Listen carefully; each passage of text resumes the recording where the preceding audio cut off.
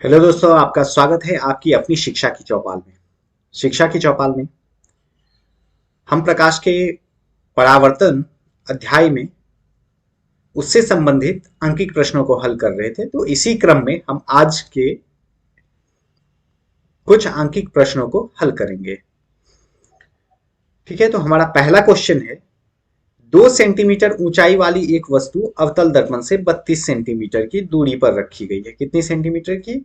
32 centimetre की दूरी पर रखी गई है तथा इसका वास्तविक प्रतिबिंब, जिसका आकार 3 सेंटीमीटर है, प्राप्त होता है। तो दर्पण की फोकस दूरी एवं प्रतिबिंब निकालिए। क्या निकालना है हमें? दर्पण की फोकस दूरी एवं प्रतिबिंब निकालनी है। ठीक है, तो हम पहले इसमें हमें क्या क्या मालूम है उसे लिख लेते हैं। तो पहला क्या दिया हुआ है? 2 सेंटीमीटर ऊंचाई वाली वस्तु, यानी वस्तु की ऊंचाई कितनी है? वस्तु की ऊंचाई इसे हम h1 से इंडिकेट करेंगे। किससे इंडिकेट करेंगे? h1 से। h1 कितनी है? 2 सेंटीमीटर है। तो वस्तु ऊंचाई हो गई 2 सेंटीमीटर, अवतल दर्पण से 32 सेंटीमीटर की दूरी पर रखी गई है। तो इसमें 32 दूरी कितनी, वस्तु दूरी कितनी हो गई? वस्तु दूरी हो गई 32 सेंटीमीटर। वस्तु दूरी क्या होती है? हमेशा ऋणात्मक होती है। ठीक है, वस्तु दूरी माइनस 32 सेंटीमीटर। अब देखिए, प्रतिबिंब की बिंब की ऊंचाई क्या होगी? वो हमेशा धनात्मक होगी, क्योंकि हमेशा लाइन से ऊपर होती है। अब देखते हैं, तथा इसका वास्तविक प्रतिबिंब, जिसका आकार 3 सेंटीमीटर है। तो आकार का अर्थ यहां पे है आवर्धन से। तो वास्तविक प्रतिबिंब क्या है? उसका आकार 3 सेंटीमीटर है। तो वास्तविक प्रतिबिंब क्या होता है? हमेशा उल्टा होता है। और वास्तविक प्रतिबिंब क्या होता है? ऋणात्मक होता है। तो ये कितना हो जाएगा? आवर्धन कितना हो गया? -3 सेंटीमीटर। तो वास्तविक प्रतिबिंब हो गया 3 सेंटीमीटर। तो दर्पण की फोकस दूरी और प्रतिबिंब दूरी निकालनी है। क्या निकालनी है? दर्पण की फोकस दूरी और प्रतिबिंब दूरी ज्ञात करनी है। दर्पण की फोकस दूरी और प्रतिबिंब दूरी कितनी होगी, ये मालूम करनी है। तो ठीक है, हम दर्पण की फोकस दूरी और प्रतिबिंब दूरी निकालने के लिए किसका सहारा लेंगे? तो दर्पण सूत्र का। तो दर्पण सूत्र क्या है? दर्पण सूत्र से, दर्पण सूत्र क्या है? दर्पण सूत्र है 1/v plus 1/u is equal to 1/f। 1/v plus 1/u is equal to 1/f। ये है दर्पण सूत्र। ठीक है, तो इससे हमें ज्ञात करना है, लेकिन हमें इस स्थिति में हमें तो सिर्फ पता है क्या? हमें सिर्फ u पता है, ना v पता है और ना ही f पता है। तो हम क्या करेंगे? हम एक और सूत्र का सहारा लेंगे। वो कौन सा सूत्र है? वो है आवर्धन सूत्र। हम लोग जानते हैं m इज इक्वल टू क्या होता है? m इज इक्वल टू होता है -v/u। क्या होता है? -v/u। ठीक है, तो m तो दिया हुआ है कि -3 है। m कितना है? m है -3। तो -3 बराबर -v/u। तो -v जो है पता नहीं है, -v रखिए। और u हमें मालूम है। u कितना है? u है -32 सेंटीमीटर। ठीक है, अब ये माइनस माइनस कैंसिल हो जाएगा, कोई भी एक माइनस कैंसिल कीजिए। तो therefore v is equal to कितना हो जाएगा? यहाँ पे क्रॉस मल्टीप्लीकेशन हो जाएगा, तिरछा गुना हो जाएगा। तो 32 गुने -3। तो 32 गुने -3 करने पे यहाँ पे कितना आ जाएगा? यहाँ पे आ जाएगा 96। कितना आ जाएगा? 96 माइनस में। तो यहां से हमें v का वैल्यू पता चल गया। यहां से क्या हुआ? हमें v का वैल्यू यहां से पता चल गया। अब जब यहां से v का वैल्यू पता चल गया, तो हम दर्पण सूत्र में इस वैल्यू को रख के हम f प्राप्त कर सकते हैं। क्योंकि हमें u पता है, v पता है, f आसानी से पता हो जाएगा। एक हो गया 96 सेंटीमीटर, एक आंसर हो गया 96 सेंटीमीटर। ठीक है, अब यहाँ पे माइनस का अर्थ क्या है? माइनस का अर्थ है कि प्रतिबिंब वह दर्पण के सामने बन रहा है। ऋणात्मक चिन्ह क्या बताता है? इसका ऋणात्मक चिन्ह बता रहा है कि प्रतिबिंब दर्पण के सामने बन रहा है। यहाँ पे इस चीज को मैं इंडिकेट कर देता हूं। प्रतिबिंब का प्रतिबिंब बिंब का ऋणात्मक चिन्ह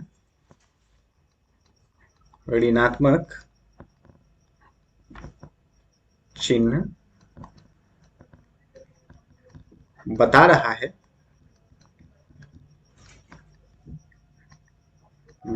है कि प्रतिबिंब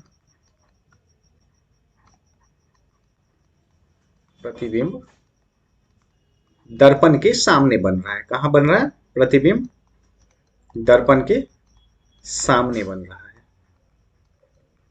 प्रतिबिंब दर्पण के सामने बन रहा है। चलिए अब आगे देखते हैं। तो इस तरह हमें v पता चल गया। अब हम f निकालते हैं। तो हमें यहाँ पे v का वैल्यू पता है। v का वैल्यू हो गया कितना? -96 और u का वैल्यू पता है -32। तो इसी से हम f मालूम करेंगे। क्या मालूम करेंगे? f मालूम करेंगे। तो देखिए यहाँ पे u हमें पता है। u का वैल्यू कितना है? -32 सेंटीमीटर। और v का वैल्यू पता है। v कितना है? v है -96 सेंटीमीटर। तो हमें दर्पण सूत्र से मालूम करना है। दर्पण सूत्र से, दर्पण सूत्र हम लोगों ने क्या देखा था? दर्पण सूत्र से, दर्पण सूत्र हम लोगों ने देखा था 1/v plus 1/u is equal to 1/f। ठीक है। तो यहां पे क्या हो जाएगा? 1/-96 plus 1/-32 is equal to 1/f। अब इसे सामान्य रूप से हल कर देना है, हमें हमारा उत्तर प्राप्त हो जाएगा। 96 और 32 का एलसीएम कितना हो जाएगा? तो 32 या 96 होता है, तो 96 ही हो जाएगा, यानी 96 हो जाएगा। अब 96 से 96 में भाग दिए, रिजल्ट 1 आया, तो यहाँ पे क्या होगा? -1 जोर, यहाँ पे क्या होगा? -32 से 96 में भाग दिए तो कितना आ जाएगा? 3 मर्तबे कटेगा, तो यहाँ पे हो जाएगा -3 बराबर 1/f, बराबर 1/f। अब इसको आगे हल करते हैं। तो -1 और प्लस को माइनस से गुना करेंगे तो कितना हो जाएगा? -3/96 बराबर 1/f। या ये कितना हो जाएगा? -4/96 बराबर 1/f। या ये क्या हो जाएगा? ये क्रॉस मल्टीप्लीकेशन हो जाएगा। तो -4f बराबर 96। देयरफॉर f बराबर कितना हो जाएगा? 96/-4। ये कटेगा, कितना हो जाएगा? -24। तो f का वैल्यू कितना निकल गया? f का वैल्यू निकल गया -24। अब ऋणात्मक चिन्ह है। ऋणात्मक चिन्ह क्या बताएगा? ये किसका होगा? अवतल दर्पण का फोकस होगा। इसके फोकस के ऋण चिन्ह से पता चलता है कि वह दर्पण कौन सा है, अवतल या उत्तल। तो अगर ऋणात्मक चिन्ह, देखिए एक चीज ध्यान रखिएगा, फोकस के चिन्ह से हमें दर्पण की जानकारी मिल जाती है। फोकस दूरी के चिन्ह से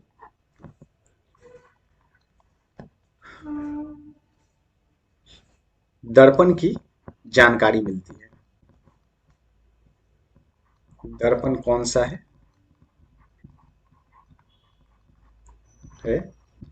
यह जानकारी प्राप्त की जा सकती है।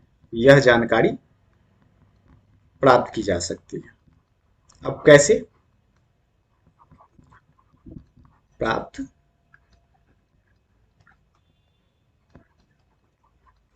की जा सकती है? अब कैसे, ये देखिए, अगर चिन्ह ऋणात्मक होगा, क्या होगा? चिन्ह ऋणात्मक होगा तो दर्पण क्या है? दर्पण है अवतल। और अगर चिन्ह धनात्मक होगा, अगर चिन्ह धनात्मक होगा तो दर्पण कौन सा है? दर्पण है उत्तल। तो इस प्रकार हमें जानकारी मिल सकती है। ठीक है, तो हम देखते हैं अब अगले प्रश्न को। अगला प्रश्न है, एक उत्तल दर्पण की फोकस दूरी 6 सेंटीमीटर है। देखिए उत्तल दर्पण की फोकस दूरी, तो अभी मैंने बताया उत्तल दर्पण की फोकस दूरी क्या होती है, धनात्मक होती है। तो उत्तल दर्पण की फोकस दूरी कितनी है, 6 सेंटीमीटर है। प्लस में है आएगा प्लस 6 सेंटीमीटर। अच्छा, दर्पण से 7.5 सेंटीमीटर पर 3 सेंटीमीटर ऊंची वस्तु रखी गई है। तो दर्पण से 7.5 सेंटीमीटर पर, तो वस्तु दूरी कितनी हो गई, वस्तु दूरी हो गई 7.5 सेंटीमीटर। वस्तु दूरी क्या हो गई, 7.5 सेंटीमीटर पर 3 सेंटीमीटर ऊंची वस्तु रखी हुई है। तो यानी वस्तु की ऊंचाई h1 कितना हो गया, h1 हो गया 3 सेंटीमीटर।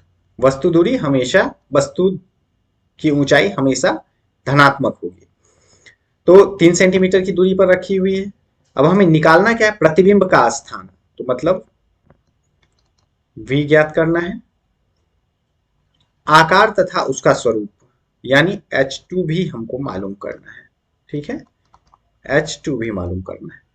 ठीक है, तो हमें देखिए अगर हम दर्पण सूत्र पे रखना चाहें तो हमें u पता है, f पता है। तो जब u और f पता है तो उससे हम v मालूम कर सकते हैं। तो ठीक है, हम पहले v निकाल लेते हैं, उसके बाद फिर हम आवर्धन सूत्र की मदद से आगे की चीजें निकालेंगे। तो सबसे पहले हम दर्पण सूत्र देखते हैं। दर्पण सूत्र क्या है, दर्पण सूत्र से, दर्पण सूत्र से, दर्पण सूत्र क्या है, दर्पण सूत्र है 1/v plus 1/u is equal to 1/f। क्या है, 1/v plus 1/u is equal to 1/f, या 1/v प्लस 1/u, u का वैल्यू कितना दिया हुआ है 7.5, तो ये माइनस में होगा क्योंकि u जो है हमेशा ऋणात्मक होता है। वस्तु दूरी हमेशा ऋणात्मक होती है क्योंकि वो हमेशा दर्पण के सामने रखी जाती है। तो -7.5 सेंटीमीटर इज इक्वल टू, यानी बराबर 1/, एफ कितनी है, एफ है 6 सेंटीमीटर।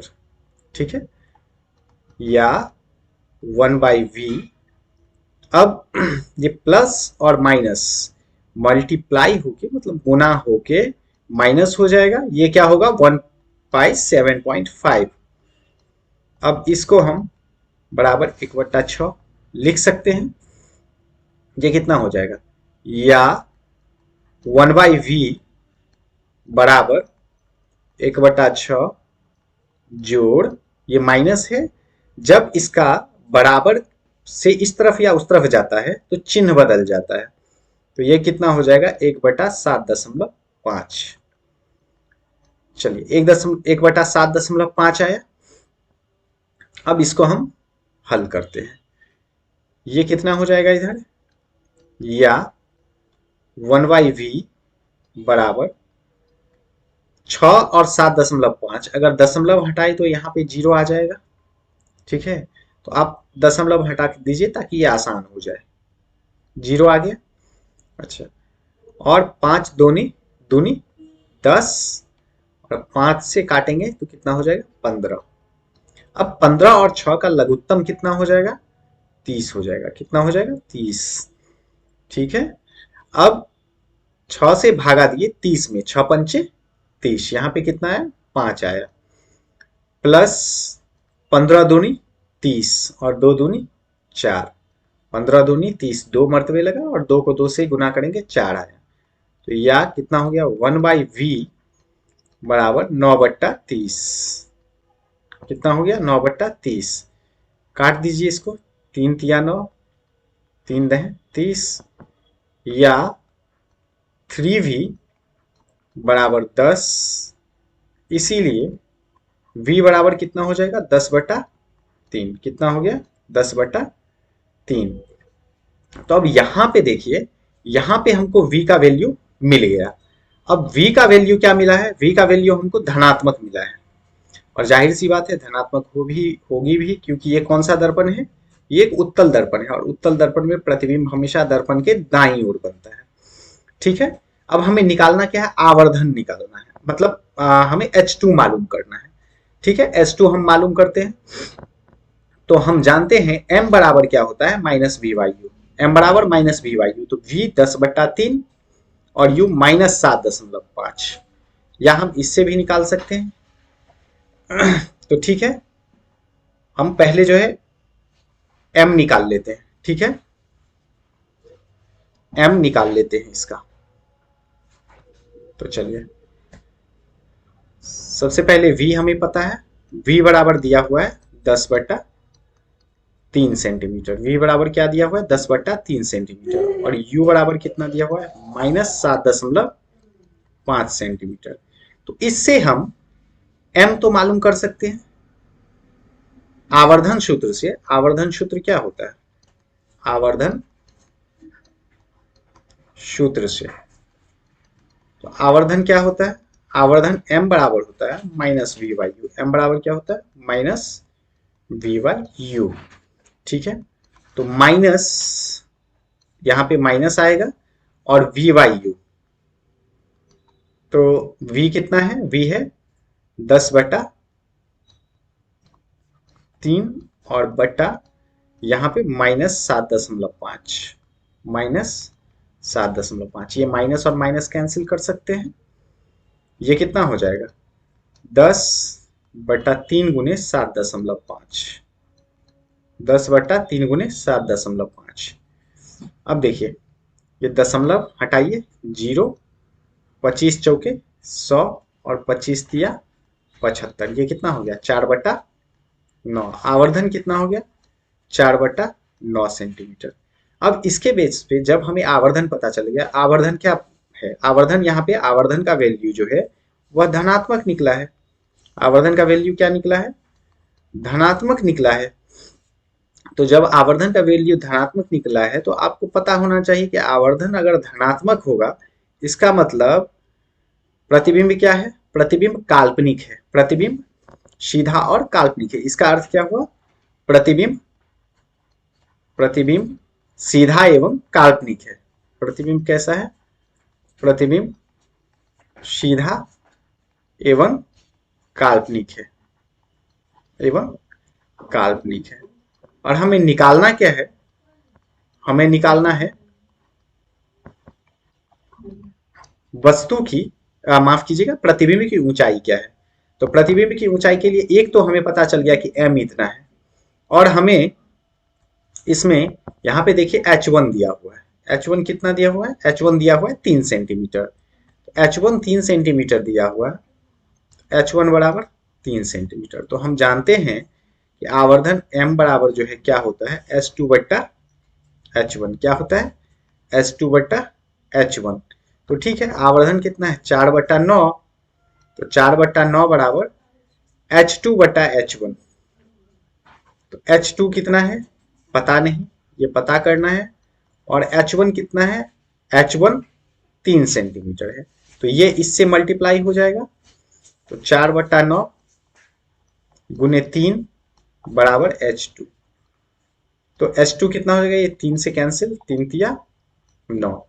h2 बराबर कितना हो गया, 4/3।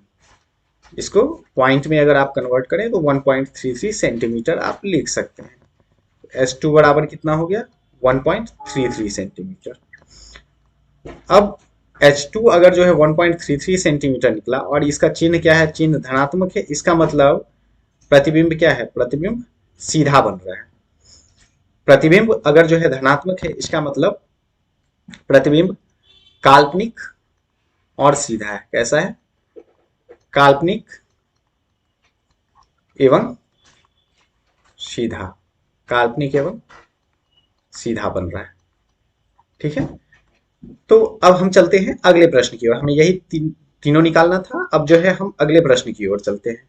हमारा अगला प्रश्न है, एक अवतल दर्पण की फोकस दूरी 20 सेंटीमीटर है, ठीक है। अवतल दर्पण, कौन सा दर्पण है, अवतल दर्पण। तो आप लोग को पता है कि अवतल दर्पण की फोकस दूरी कैसी होती है, अवतल दर्पण की फोकस दूरी ऋणात्मक होती है, तो -20 सेंटीमीटर। तो अवतल दर्पण की फोकस दूरी कैसी हो, कितनी हो गई, -20 सेंटीमीटर। वस्तु की स्थिति या स्थितियों का मान निकालिए जिसके लिए प्रतिबिंब का आकार वस्तु के आकार का दोगुना है, ठीक है।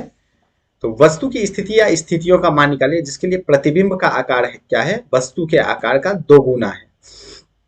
यानी यहां पे कहने का अर्थ है कि आवर्धन क्या है, आवर्धन जो है वह 2 है, 2 है। अब प्रतिबिंब की का के स्थितियों के लिए का प्रश्न है, तो प्रतिबिंब धनात्मक भी हो सकता है और ऋणात्मक, मतलब आवर्धन जो है धनात्मक भी हो सकता है और ऋणात्मक भी हो सकता है इस स्थिति में। आप बोलिएगा कि ऐसा कैसे संभव है।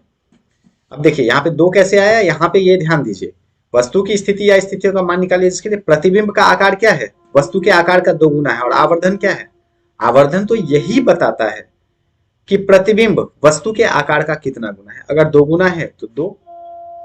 लेकिन यहाँ पे प्लस और माइनस का क्या अर्थ है, यहाँ पे प्लस और माइनस का अर्थ है, आप जानते हैं कि अवतल दर्पण में वास्तविक और काल्पनिक दोनों प्रकार का प्रतिबिंब बनता है। क्या होता है, अवतल दर्पण में, अवतल दर्पण में वास्तविक और काल्पनिक दोनों, वास्तविक या काल्पनिक दोनों प्रतिबिंब बन सकता है। तो ठीक है, अगर अवतल दर्पण में वास्तविक और काल्पनिक दोनों प्रकार का प्रतिबिंब बनता है तो हम जानते हैं कि वास्तविक प्रतिबिंब के लिए आवर्धन क्या होती है, ऋणात्मक होती है, और काल्पनिक प्रतिबिंब के लिए आवर्धन क्या होती है, धनात्मक होती है। ठीक है, तो अब जो है हम वस्तु की स्थिति, यानी वस्तु की स्थिति कहां पे है, यानी u का वैल्यू हमको निकालना है। क्या निकालना है, u का वैल्यू निकालना है, कहां पे है। ठीक है, अब हम u का वैल्यू निकालने के लिए हम जानते हैं कि पहला कंडीशन लेते हैं कि जब प्रतिबिंब वास्तविक हो, नंबर 1, जब प्रतिबिंब वास्तविक हो, जब प्रतिबिंब वास्तविक हो। तो यदि प्रतिबिंब वास्तविक होगा तो चिन्ह क्या होगा, किसका चिन्ह, तब m बराबर क्या होगा, m बराबर -2, क्योंकि वास्तविक के लिए जो है चिन्ह क्या होगा, ऋणात्मक होगा। तो जब प्रतिबिंब वास्तविक हो, अगर उस स्थिति को हम देखें तो यहां पे क्या हो जाएगा, m बराबर, फॉर्मूला रखिए -v/u, ये आवर्धन सूत्र हुआ। अब यहां पे m के जगह पे हम क्या रखेंगे, -2 -v/u। अब देखिए माइनस और माइनस कैंसिल, तो यहां पे रिजल्ट कितना आ जाएगा, यहां पे रिजल्ट आ जाएगा therefore v is equal to 2u, v is equal to क्या आ गया, 2u आ गया। अब हम क्या कर सकते हैं, v के जगह हम 2u वैल्यू तो पुट अप कर सकते हैं। क्या कर सकते हैं, v के जगह दर्पण सूत्र में v के जगह हम 2u वैल्यू पुट अप कर सकते हैं। तो ठीक है, हम दर्पण सूत्र से निकालते हैं, अतः दर्पण सूत्र से निकालते हैं। ठीक है, तो अगर हम देखें यहां पे दर्पण सूत्र से, दर्पण सूत्र क्या होता है, दर्पण सूत्र तो आप लोग को पता है, कई बार चर्चा हो चुकी है। दर्पण सूत्र से, दर्पण सूत्र है 1/v plus 1/u is equal to 1/f। ठीक है, तो इसमें v के जगह हमको क्या रख देना है, v के जगह हमको रख देना है 2u, क्योंकि हम पीछे निकाल चुके हैं ना v बराबर 2u। तो आप v के जगह हम 2u रख सकते हैं, 1/u बराबर 1/f। अब देखिए, या इसका जो है एलसीएम कितना हो जाएगा, 2u, ये 1 हो जाएगा, u से u में डिवाइड कर देंगे 2u में तो 2 बचेगा, तो यहाँ पे क्या 2 हो जाएगा, इज इक्वल टू, अब देखिए बराबर यहाँ पे जो है f का वैल्यू कितना था, -20 सेंटीमीटर, तो 1/-20 सेंटीमीटर। ठीक है, अब देखिए, या 2 1 3/2u बराबर 1/-20, 1/-20, या ये क्या हो जाएगा, तिरछा गुना हो जाएगा, 2u को 1 से गुना करेंगे 2u, और 3 को -20 से गुना करेंगे तो ये हो गया -20। तो या 2u बराबर -60, तो इसीलिए u का मान कितना हो जाएगा, भागा देंगे, कितना हो जाएगा, -30 सेंटीमीटर। यानी u की स्थिति कहाँ पे है, -30 सेंटीमीटर। अब देखिए, अगर इसे हम धनात्मक रखें तो रिजल्ट क्या आता है। किसको धनात्मक रखें, हाँ, देखिए आवर्धन को। एक बार हम आवर्धन लिए और जब m बराबर +2 हो, यानी आवर्धन धनात्मक हो, तो इस स्थिति में क्या हो जाएगा, हम जानते हैं कि m बराबर -v/u। यहाँ पे आवर्धन क्या है, धनात्मक है, तो यहाँ पे क्या रखिए, इसको +2 रखाएगा, बराबर -v/u। तो यहाँ पे माइनस मतलब v बराबर क्या हो जाएगा, तिरछा गुना हो जाएगा, -v बराबर 2u। अब v को हमें पॉजिटिव लेना है तो दोनों तरफ माइनस से गुना करना होगा, तो क्या हो जाएगा, v बराबर -2u। ठीक है, यहां पे निकला। अब हम दर्पण सूत्र से निकाल सकते हैं। ठीक है, तो हम दर्पण सूत्र पे रख के निकालते हैं। दर्पण सूत्र से, दर्पण सूत्र से, दर्पण सूत्र क्या है, दर्पण सूत्र है 1/v + 1/u बराबर 1/f। अब देखिए, या 1/v का वैल्यू कितना है, v का वैल्यू है -2u, u बराबर 1/-20, f का वैल्यू है ना -20, या 2u और 2u, इसका एलसीएम कितना हो जाएगा, ये 2u हो जाएगा। अब -2u से 2u में डिवाइड करेंगे, रिजल्ट कितना आएगा, -1, तो ये -1 आ जाएगा, और प्लस 2u में u से डिवाइड करेंगे, रिजल्ट कितना आएगा, 2 आएगा, 1/-20। ये कितना हो जाएगा, 1/2u बराबर 1/-20, या 2u बराबर -20। इसीलिए u बराबर कितना हो जाएगा, -20 बराबर -10 सेंटीमीटर। यानी वस्तु की दो स्थितियां हो गई। वस्तु की कितनी हो गई, दो स्थितियां। अच्छा, कहाँ कहाँ हो गई, एक दर्पण के सामने 10 सेंटीमीटर पर या 30 सेंटीमीटर, तो u हो गई -10 सेंटीमीटर और -30 सेंटीमीटर। ठीक है, अब अगले प्रश्न की ओर बढ़ते हैं। अगला प्रश्न क्या है, हमारा अगला प्रश्न है, 30 सेंटीमीटर वक्रता त्रिज्या वाले एक अवतल दर्पण के मुख्य अक्ष के लंबवत 5 सेंटीमीटर ऊंची एक वस्तु दर्पण के सामने 20 सेंटीमीटर की दूरी पर रखी है, तो प्रतिबिंब का स्थान, आकार और प्रकृति निकालिए। तो देखिए, 30 सेंटीमीटर वक्रता त्रिज्या कितनी है, 30 सेंटीमीटर। यहाँ पे आर दी हुई है और उत्तल दर्पण है, तो उत्तल दर्पण में क्या होगा, धनात्मक होगा, 30 सेंटीमीटर। अच्छा, तो जब आर दी हुई है तो इससे हम एफ मालूम कर सकते हैं। तो आर दी हुई है तो हम एफ मालूम कर सकते हैं। एफ बराबर क्या होता है, r/2। तो ये कितना हो जाएगा, 30/2, यानी 15 सेंटीमीटर हो जाएगा। कितना हो जाएगा, 15 सेंटीमीटर हो जाएगा। तो 30 सेंटीमीटर वक्रता त्रिज्या वाले एक अवतल दर्पण के मुख्य अक्ष के लंबवत 5 सेंटीमीटर ऊंची वस्तु। तो ठीक है, वस्तु की ऊंचाई कितनी हो गई, h1 हमें पता है 5 सेंटीमीटर, h1 कितना है, 5 सेंटीमीटर है। ऊंची वस्तु दर्पण के सामने 20 सेंटीमीटर की दूरी पर रखी है। कहां पे रखी है, दर्पण के सामने 20 सेंटीमीटर की दूरी पर। तो इससे u पता चल गया, u कितना हो गया, दर्पण के सामने 20 सेंटीमीटर की दूरी पर, तो -20 सेंटीमीटर हो गया। अब प्रतिबिंब का स्थान, आकार और प्रकृति निकालना है। प्रतिबिंब का स्थान, आकार और प्रकृति निकालना है। तो ठीक है, हम हमें यहाँ पे f पता है, हमें यहाँ पे u पता है। ठीक है, हमें v मालूम करना है और आकार इसका जो है यानी आवर्धन जो है हमें पता करना है, तो इससे हम H2 निकाल सकते हैं, इससे प्रतिबिंब का आकार पता चल जाएगा। तो चलिए सबसे पहले हम क्या करते हैं, दर्पण सूत्र का प्रयोग करके हम भी निकाल सकते हैं, क्योंकि हमें U और F पता है। तो दर्पण सूत्र से, दर्पण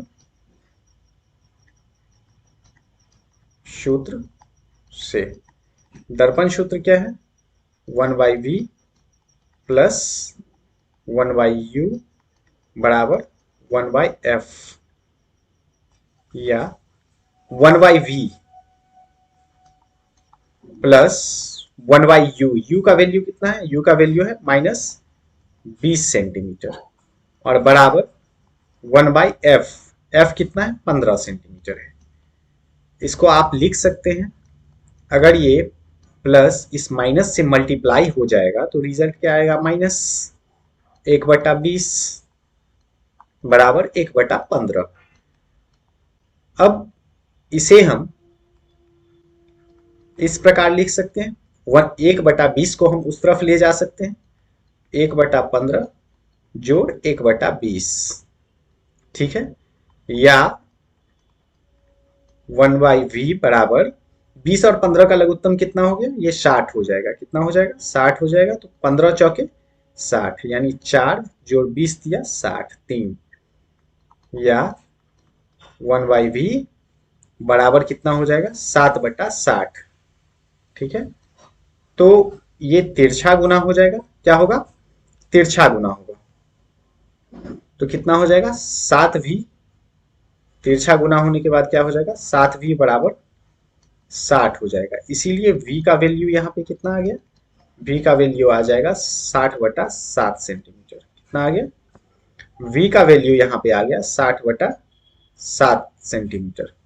चलिए अब हम आगे देखते हैं, हमें क्या मालूम करना था। देखिए हमें यहाँ पे v का वैल्यू हमें पता चल गया।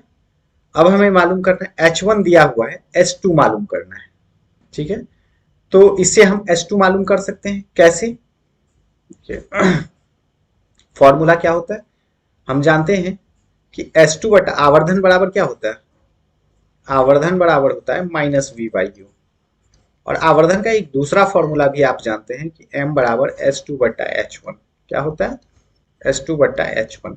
अगर इन दोनों फॉर्मूला से हम लें तो हमारे पास रिजल्ट क्या आ जाएगा, हमारे पास रिजल्ट आ जाएगा H2/H1 बराबर -v/u। क्या आ जाएगा रिजल्ट, H2/H1 बराबर -v/u। तो ठीक है, इसमें H1 तो हमें पता है, H2 निकालना है। तो H2/H1 5 सेंटीमीटर दिया हुआ है, H1 तो हमेशा धनात्मक होगा, बराबर -v/u। माइनस v का वैल्यू कितना है, 60/7, और u का वैल्यू कितना है, तो देखते हैं u का वैल्यू कितना निकला था, कितना है, तो u का वैल्यू है 20 सेंटीमीटर, -20 सेंटीमीटर। तो यहाँ पे आप -20 सेंटीमीटर लिख सकते हैं, -20 सेंटीमीटर, ठीक है। अब इसे हल कर दीजिए, हल करेंगे, ये माइनस और माइनस मल्टीप्लाई होके प्लस हो जाएगा। अब H2 को 20 से, H2 20 से मल्टीप्लाई होगा 20 से, और 60/7 जो है वो 5 से, ठीक है। अब अगर हम H2 निकालें तो H2 बराबर क्या हो जाएगा, ये इस तरफ अगर गुना के पद में है तो उस तरफ जाने पर ये क्या होगा, भाग के पद में आ जाएगा। किस पद में आ जाएगा, भाग के पद में। तो हम इसे नीचे लिखना होगा। अब हम काटते हैं तो 20 दिया 60, तो H2 कितना आ गया, H2 आ गया 5 दिया 15/7 सेंटीमीटर। कितना आ गया, 15/7 सेंटीमीटर। अच्छा, H2 जो है क्या आया है, धनात्मक आया है। H2 का मान क्या आया है, धनात्मक आया है। तो जब H2 का मान धनात्मक आया है, इसका मतलब क्या हुआ, इसका मतलब हुआ कि प्रतिबिंब जो है सीधा बना है, सीधा और सीधा तथा काल्पनिक है। कैसा है, सीधा तथा काल्पनिक है, और वस्तु से बड़ा तो है ही क्योंकि 15/7 रिजल्ट आया है जो 1 से बड़ा है। ठीक है, तो S2 क्या हो गया 15/7 सेंटीमीटर। इसका जो है हम तुलना प्रतिबिंब और वस्तु दूरी से भी करके कर सकते हैं। किसे? प्रतिबिंब और वस्तु दूरी से भी करके कर सकते हैं। जैसे यहाँ पे आप देख लीजिए, प्रतिबिंब दूरी और वस्तु दूरी दी हुई है, तो इससे हम तुलना करके आसानी से निकाल सकते हैं। ठीक है, चलिए अब अगले प्रश्न की ओर देखते हैं। अगला प्रश्न क्या है? अगला प्रश्न है, एक उत्तल दर्पण की वक्रता त्रिज्या 2.4 सेंटीमीटर है। तो वक्रता त्रिज्या कितनी है? वक्रता त्रिज्या R बराबर 2.4 सेंटीमीटर है। कितना है? 2.4 सेंटीमीटर। तो ठीक है, इससे हम F मालूम कर सकते हैं। F बराबर क्या हो जाएगा? F बराबर हो जाएगा R/2। तो R/2, R 2.4 है तो 2.4/2 यानी 1.2 सेंटीमीटर हो गया। तो F कितना हो गया? 1.2 सेंटीमीटर। अब दर्पण कौन सी है? उत्तल दर्पण है। कौन सी दर्पण है? उत्तल दर्पण है। उत्तल दर्पण के लिए क्या हो गया वैल्यू? 1.2 सेंटीमीटर हो गया। चलिए अब देखते हैं, यदि एक कार इस दर्पण से 6 मीटर दूर हो। अब कार क्या है? दर्पण से 6 मीटर दूर है। कार को यहाँ पे वस्तु माना गया है, तो ये क्या हो गया? U बराबर 6 मीटर हो गया।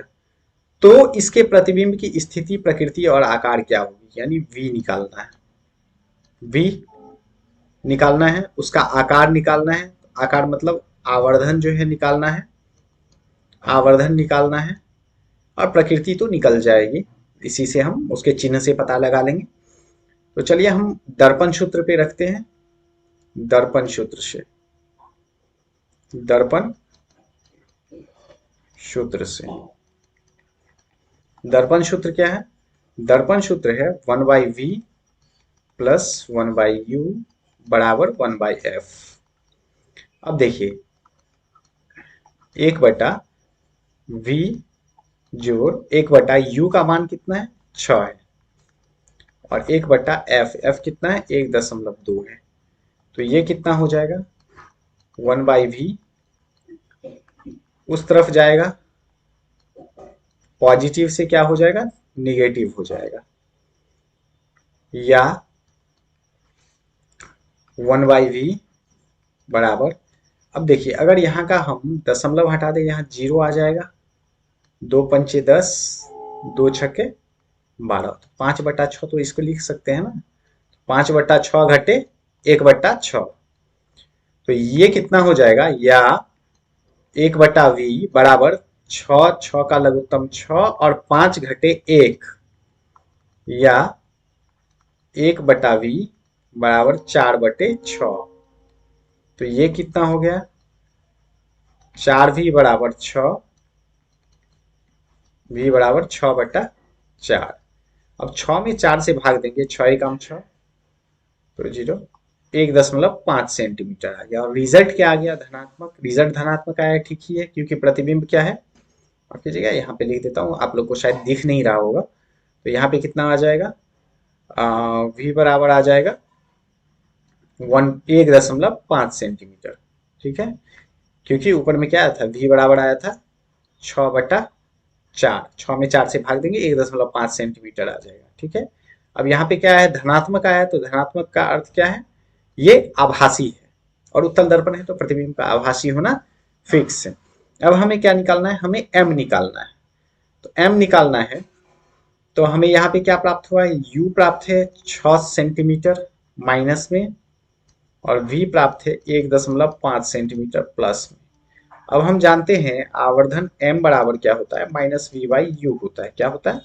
-v/u होता है। तो ठीक है, हम वैल्यू पुटअप कर देते हैं।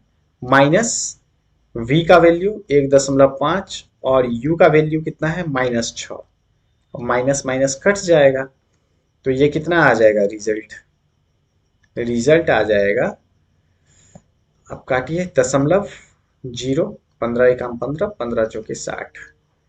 तो ये कितना आ गया? 1/4। एक में अगर हम 4 से भाग देंगे तो कितना आ जाएगा? 0.25। और रिजल्ट क्या है? धनात्मक आया है। तो आवर्धन क्या हो गया? या तो आप 0.15 लिख दीजिए, या इसे हम जो है 1/4 भी लिख सकते हैं। ठीक है, दोनों में से जो मर्जी हो आप इसे लिख सकते हैं। ठीक है, इसे ऐसे लिखिए, या 1/4। अब